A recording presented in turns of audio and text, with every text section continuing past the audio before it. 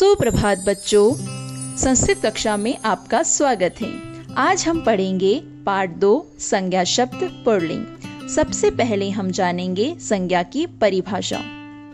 किसी व्यक्ति, वस्तु, स्थान या भाव के नाम का बोध कराने वाले शब्द संज्ञा कहलाते हैं, जैसे रमा, गिलास, शेर आदि।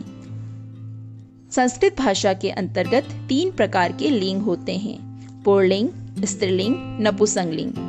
हमने पहले जाना था कि हिंदी में सिर्फ 2 ही प्रकार के लिंग होते हैं, पुल्लिंग और स्त्रीलिंग, लेकिन संस्कृत के अंतर्गत इसकी संख्या 3 है। इसमें नपुंसकलिंग को भी माना जाता है। आज हम पुल्लिंग के बारे में पढ़ेंगे।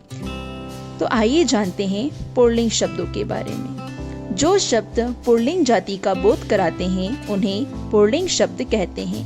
पुल्लिंग शब्द प्राणीवाचक और अप्राणीवाचक दोनों प्रकार के हो सकते हैं, अर्थात सजीव और निर्जीव दोनों प्रकार के हो सकते हैं। उदाहरण के लिए हम ले सकते हैं घट शब्द। संस्कृत में घट का मतलब होता है घड़ा, लेकिन घट निर्जीव होते हुए भी पुल्लिंग के अंतर्गत आता है। इस प्रकार आज हम संस्कृत भाषा के पुल्लिंग शब्दों के बारे में जानेंगे और यह भी जानेंगे कि जितने भी पुल्लिंग शब्द होते हैं उनका अंतिम वर्ण अ होता है, इसीलिए पुल्लिंग शब्दों को अकारांत पुल्लिंग शब्द कहा कहते हैं। अब हम बात करेंगे कुछ पक्षियों के नाम के बारे में जो कि पुल्लिंग के अंतर्गत आते हैं। मयूरः मोर, हंसः हंस, शुकः तोता, पिकः कोयल, काकः कौवा, बकः बगुला, कुक्कुटः मुर्गा, कपोतः कबूतर। अभी हमने इन सभी पक्षियों के बारे में जाना। आपने देखा होगा कि इन सभी पक्षियों के नाम का अंतिम वर्ण अह आ रहा है।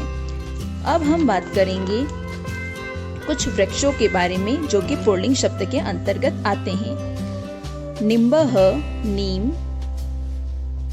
अश्वत्थः पीपल, वटः बरगद, अक्षोटः अखरोट। इन सभी वृक्षों के नाम में भी आप देखिए सबका अंतिम वर्ण अह आ रहा है, क्योंकि ये सभी शब्द भी अकारांत पुल्लिंग शब्द हैं। अब हम जानेंगे कुछ पशुओं के नाम जो कि पुल्लिंग के अंतर्गत आते हैं।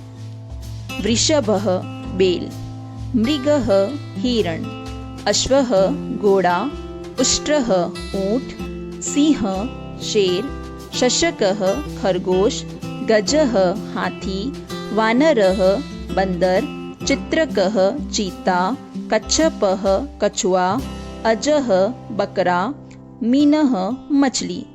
बच्चों, आज हमने जितने भी शब्दों के बारे में पढ़ा जाना वे सभी अकारांत पुल्लिंग शब्द थे। कल हम इसके आगे का पाठ पूरा करेंगे। तब तक के लिए धन्यवाद। आप अपने घरों में रहें, सुरक्षित रहें।